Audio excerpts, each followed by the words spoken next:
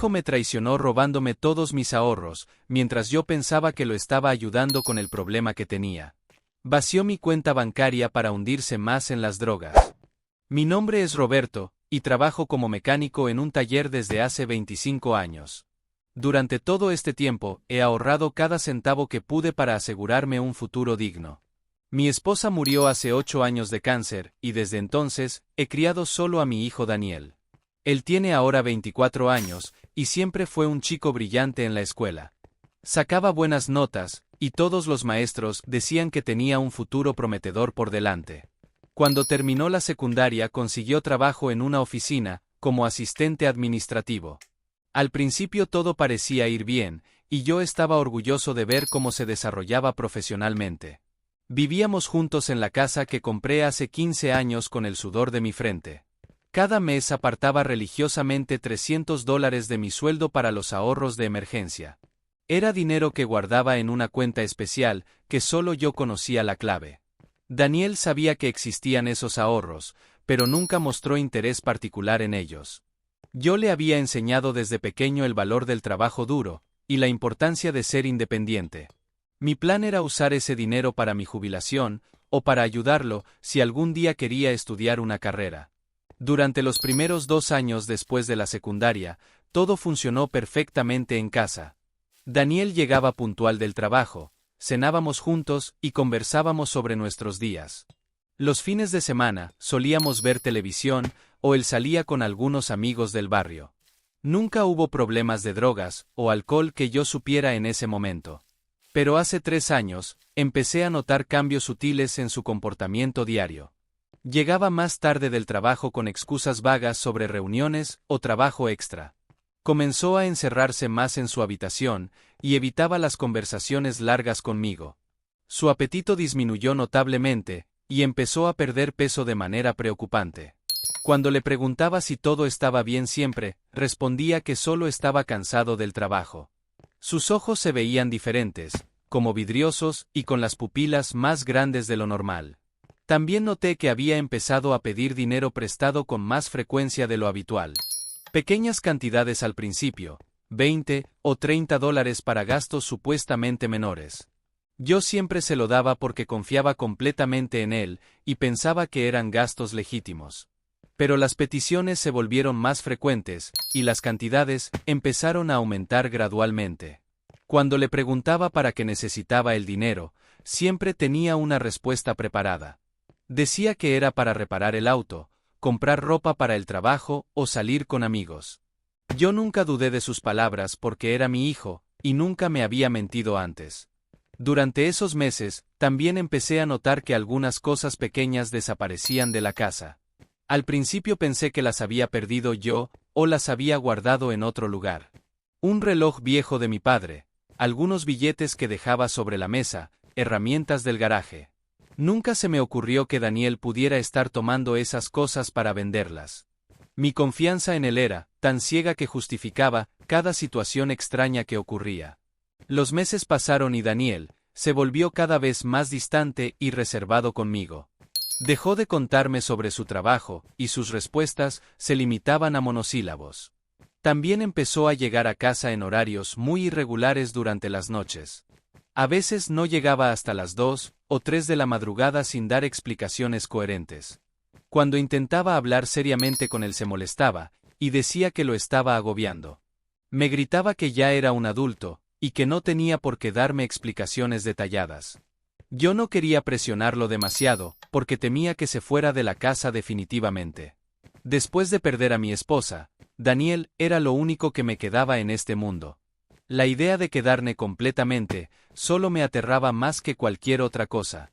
Por eso toleré comportamientos que en otras circunstancias no habría permitido nunca. Su aspecto físico se deterioró notablemente durante esos meses de cambios extraños. Bajó casi 20 libras y su piel se veía pálida y enfermiza constantemente. Tenía ojeras profundas y a menudo temblaban sus manos sin razón aparente. Cuando le sugerí que fuera al médico se enojaba y decía que estaba perfectamente bien. También noté que había empezado a relacionarse con personas que nunca había visto antes. Llegaban a la casa en autos que no reconocía y se quedaban esperando afuera. Daniel salía rápidamente sin presentármelos, ni explicar quiénes eran esas personas desconocidas. Cuando le preguntaba sobre sus nuevos amigos se ponía defensivo, y cambiaba de tema bruscamente. Yo empezaba a preocuparme seriamente, pero no sabía exactamente qué hacer al respecto. Nunca había enfrentado una situación así, y me sentía completamente perdido y confundido. Los consejos de familiares o amigos no me servían porque cada situación es diferente. Además, Daniel siempre había sido un buen chico, y no podía creer que estuviera en problemas graves. Una noche llegó a casa completamente alterado y agitado pidiendo dinero urgentemente. Decía que había tenido un accidente menor con el auto y necesitaba $200 inmediatamente. Era muy tarde y todas las oficinas estaban cerradas, pero él insistía en que era urgente. Le di el dinero sin hacer más preguntas, porque parecía genuinamente desesperado y asustado. Pero al día siguiente revisé su auto, y no tenía ningún daño visible por ningún lado. Cuando le pregunté sobre la reparación, me dijo que había sido un problema interno del motor. Era una mentira obvia, pero yo quería creerle porque la alternativa era demasiado dolorosa. Esa fue la primera vez que sospeché conscientemente que algo realmente grave estaba pasando.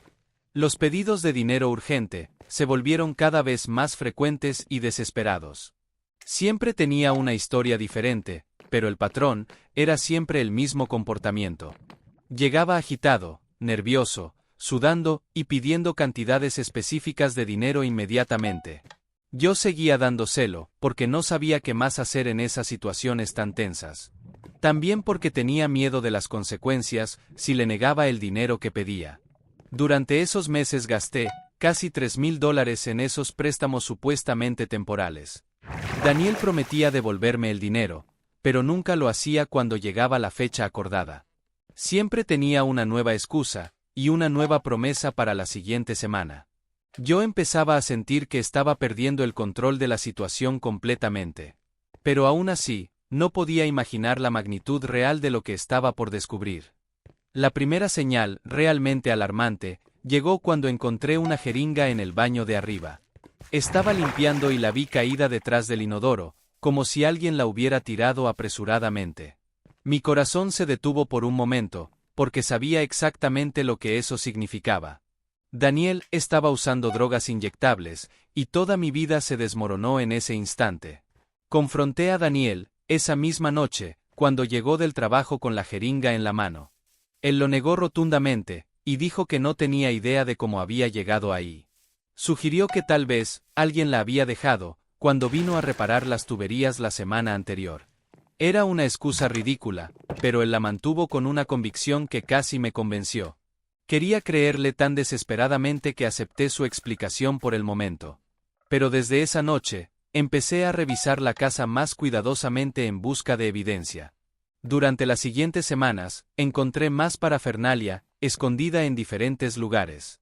Cucharas quemadas, papel aluminio usado, pequeñas bolsas de plástico con residuos blancos. Cada descubrimiento era como un puñal directo en mi corazón de padre destrozado. También encontré que había estado robando cosas de valor de la casa sistemáticamente. El anillo de bodas de mi difunta esposa había desaparecido de mi cómoda. Herramientas costosas del garaje, algunos electrodomésticos pequeños, incluso ropa mía. Todo lo que pudiera vender rápidamente por dinero había ido desapareciendo gradualmente. Cuando le pregunté sobre el anillo se puso furioso, y me acusó de desconfiar de él. Dijo que probablemente lo había perdido yo, y que siempre estaba culpándolo de todo. Su agresividad me asustó porque nunca había visto esa faceta violenta en mi hijo. Era como si las drogas hubieran cambiado completamente su personalidad fundamental. El Daniel dulce y cariñoso que había criado parecía haber desaparecido para siempre. En su lugar había un extraño agresivo que mentía constantemente y robaba sin remordimiento. Las noches se volvieron una pesadilla constante de preocupación y vigilia. Daniel llegaba a horas cada vez más tardías, o directamente no llegaba hasta el día siguiente. Cuando aparecía estaba en estados lamentables, sucio, desaliñado y claramente bajo efectos de drogas. Sus ojos estaban completamente vidriosos y hablaba de manera incoherente durante horas. A veces tenía episodios de paranoia, donde pensaba que alguien lo estaba siguiendo. Otras veces se quedaba inmóvil durante horas mirando la televisión sin realmente verla. Yo no dormía porque estaba constantemente preocupado por su seguridad y bienestar. Me levantaba cada hora para verificar si había llegado y si estaba bien. Mi rendimiento en el trabajo empezó a verse afectado por la falta de sueño crónica. Cometía errores que nunca había cometido en 25 años de experiencia mecánica. Mis compañeros notaron mi distracción, pero yo no podía contarles la verdad humillante. Era demasiado vergonzoso admitir que mi hijo se había convertido en un drogadicto. Durante esos meses terribles perdí casi 15 libras por el estrés y la ansiedad constante. No podía comer normalmente porque siempre tenía el estómago cerrado por la preocupación. Traté de convencer a Daniel de ir a rehabilitación, pero se negaba rotundamente. Decía que no tenía ningún problema, y que yo estaba exagerando la situación. Según él, solo estaba pasando por una mala racha temporal en su vida. También amenazó con irse de la casa, si seguía presionándolo sobre el tema. Yo tenía tanto miedo de perderlo completamente que dejé de insistir temporalmente. Era una decisión cobarde, pero no sabía qué otra alternativa tenía disponible. Intenté hablar con algunos de sus viejos amigos para pedirles ayuda. Pero me dijeron que Daniel había cortado contacto con todos ellos hace meses. Sus únicos amigos ahora eran otros consumidores de drogas que lo habían influenciado negativamente. La situación empeoraba, día a día sin ninguna señal de mejora a la vista. Daniel empezó a traer gente extraña a la casa durante mis horarios de trabajo. Llegaba del taller y encontraba evidencia de que había habido varias personas ahí. Botellas de cerveza vacías, cigarrillos apagados, restos de comida por todos lados. También notaba que habían estado usando drogas directamente en mi sala y cocina. Cuando lo confronté sobre esto, se volvió más agresivo que nunca antes. Me gritó que era su casa también, y que podía invitar a quien quisiera. Esa noche tuve que irme a dormir con miedo de mi propio hijo. Era una sensación horrible y humillante que nunca pensé que experimentaría. Los pedidos desesperados de dinero se intensificaron hasta volverse diarios. Daniel aparecía a cualquier hora del día o la noche pidiendo cantidades cada vez mayores. Ya no se molestaba en inventar excusas elaboradas para justificar las peticiones. Simplemente decía que lo necesitaba urgentemente y que me lo devolvería pronto. Yo había gastado ya casi $8,000 de mis ahorros de emergencia. Era dinero que había tardado años en juntar trabajando horas extra cuando podía. Pero seguía dándoselo, porque tenía miedo de lo que podría hacer si se lo negaba. Daniel había empezado a tener ataques de ira incontrolables cuando no conseguía dinero. Rompía cosas de la casa, golpeaba las paredes y me gritaba insultos terribles. Decía que era un padre terrible, y que por mi culpa él había terminado así. Esas acusaciones me dolían más que cualquier golpe físico que pudiera darme. Una noche llegó con la cara ensangrentada, y la ropa completamente desgarrada. Dijo que lo habían golpeado por una deuda pendiente con algunos traficantes locales. Necesitaba $500 inmediatamente, o le harían algo peor la próxima vez. Yo estaba aterrorizado por su seguridad, y le di el dinero sin hacer preguntas. Pero después me di cuenta de que probablemente era otra mentira para conseguir dinero fácil. Las heridas eran superficiales y parecían autoinfligidas para generar compasión. Mi hijo se había convertido en un manipulador experto que usaba mi amor en su contra. Era doloroso aceptar que el niño que había criado ya no existía realmente. En su lugar había un adicto desesperado capaz de cualquier cosa por conseguir drogas. La casa se había vuelto un lugar peligroso, donde ya no me sentía seguro. Daniel traía gente violenta y peligrosa que no respetaba mi propiedad ni mi privacidad. Encontré que habían forzado cerraduras y revisado todos mis cajones y armarios. Claramente estaban buscando cosas de valor para robar y vender posteriormente. Decidí cambiar todas las cerraduras e instalar un sistema de seguridad básico. El día que cambió todo para siempre fue un martes por la tarde, cuando llegué temprano del trabajo. Había tenido que salir porque me sentía mal del estómago por el estrés constante. Al entrar a la casa, encontré a Daniel con otros 2 hombres, revisando mis papeles personales. Tenían todos mis documentos bancarios esparcidos sobre la mesa de la cocina. Daniel estaba copiando información de mis cuentas de ahorro en un papel. Cuando me vieron llegar se pusieron nerviosos, pero Daniel actuó como si nada pasara. Me dijo que estaba ayudándolo a organizar unos papeles para un trámite del trabajo. Pero yo pude ver claramente que estaban buscando información sobre mis ahorros. Les pedí a los dos hombres que se fueran inmediatamente de mi casa. Eran tipos de aspecto peligroso con tatuajes en el cuello y brazos. Se fueron sin hacer problemas, pero con miradas amenazantes hacia mí. Esa noche confronté a Daniel sobre lo que había visto en la cocina. Él lo negó todo, y dijo que yo había malinterpretado la situación completamente. Según él, sus amigos solo estaban esperando mientras él buscaba unos documentos personales. Pero yo sabía que estaba mintiendo porque había visto exactamente lo que estaban haciendo. Decidí revisar mis cuentas bancarias online esa misma noche para verificar todo. Mi corazón se detuvo cuando vi que faltaban $12,000 de mi cuenta principal. Había múltiples retiros grandes durante las últimas 2 semanas que yo no había autorizado. Daniel había conseguido acceso a mi información bancaria y había estado robándome sistemáticamente. Eran los ahorros de toda mi vida de trabajo, mi único seguro para la vejez. 25 años de sacrificios y privaciones se habían evaporado en 2 semanas. Cuando lo confronté con las evidencias bancarias, ya no pudo seguir negándolo. Finalmente admitió que había tomado el dinero, pero dijo que era solo un préstamo temporal. Prometió devolverme cada centavo en cuanto resolviera algunos problemas pendientes. Pero yo sabía que ese dinero estaba perdido para siempre. Daniel lo había gastado todo en drogas y deudas con traficantes peligrosos. Me explicó que debía dinero a gente muy peligrosa que lo habían amenazado de muerte. Había usado mis ahorros para pagar esas deudas y comprar más drogas. También había prestado dinero a otros adictos que obviamente nunca se lo devolverían. El dinero que había tardado décadas en ahorrar se había evaporado en días. Mi plan de jubilación, mi seguridad económica, mi tranquilidad futura, todo había desaparecido. Daniel lloraba y me pedía perdón, pero sus lágrimas ya no significaban nada para mí. Había cruzado una línea que no tenía vuelta atrás posible. Había destruido la confianza fundamental entre padre e hijo de manera irreparable. Esa noche llamé a la policía para reportar el robo, aunque fuera mi propio hijo. Daniel se fue de la casa antes de que llegaran los oficiales. Se llevó lo poco que le quedaba de ropa y algunas cosas más de valor. Los policías tomaron mi denuncia, pero me dijeron que sería difícil recuperar el dinero. También me advirtieron que Daniel probablemente volvería pidiendo más dinero.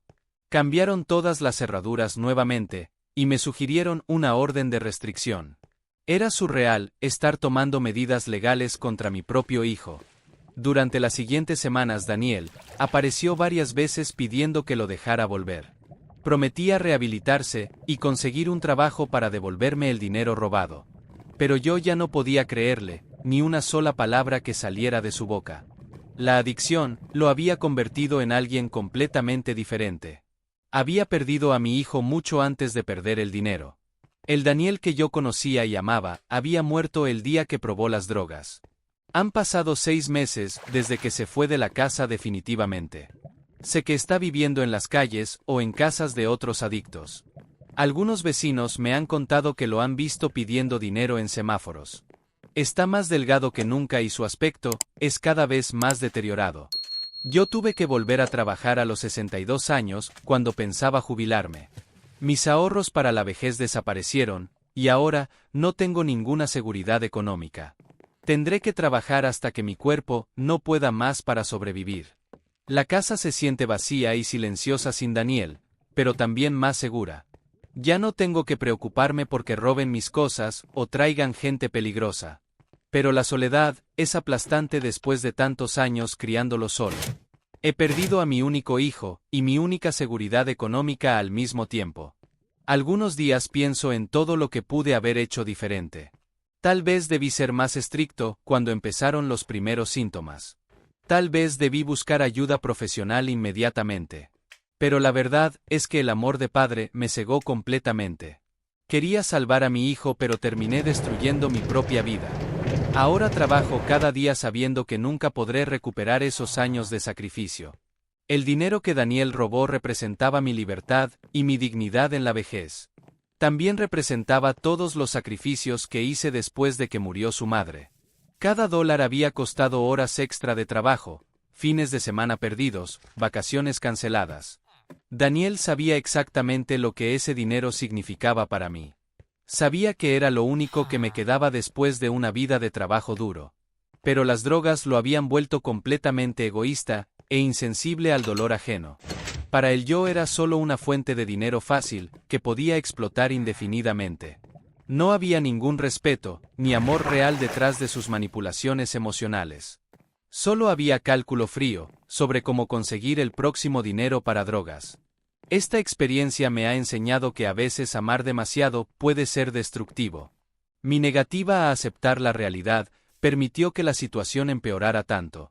Si hubiera actuado con firmeza desde el principio, tal vez las cosas serían diferentes. Pero ahora ya es demasiado tarde para cambiar cualquier cosa del pasado. Daniel eligió las drogas por encima de nuestra relación y mi bienestar. Yo elegí proteger mi paz mental por encima de seguir siendo su víctima. Algunas noches todavía espero escuchar su llave en la puerta. Pero sé que el hijo que espero ya no existe, y probablemente nunca volverá. Las drogas se lo llevaron para siempre, y también se llevaron mis ahorros. Ahora solo me queda trabajar hasta el final, y tratar de sobrevivir dignamente. Es una realidad dura, pero es la única que tengo después de todo esto. Si alguna vez confiaste ciegamente en alguien que amabas y esa confianza te costó todo lo que habías construido. Si alguna vez tuviste que elegir entre protegerte a ti mismo o seguir siendo víctima de quien más querías. Y si alguna vez perdiste no solo dinero, sino también la ilusión de que el amor puede salvarlo todo, entonces ya sabes lo que se siente esta historia. Suscríbete a Confesiones de Reddit y activa la campanita, porque acá no idealizamos el amor incondicional de los padres, acá contamos la verdad de lo que duele cuando ese amor se convierte en tu propia destrucción.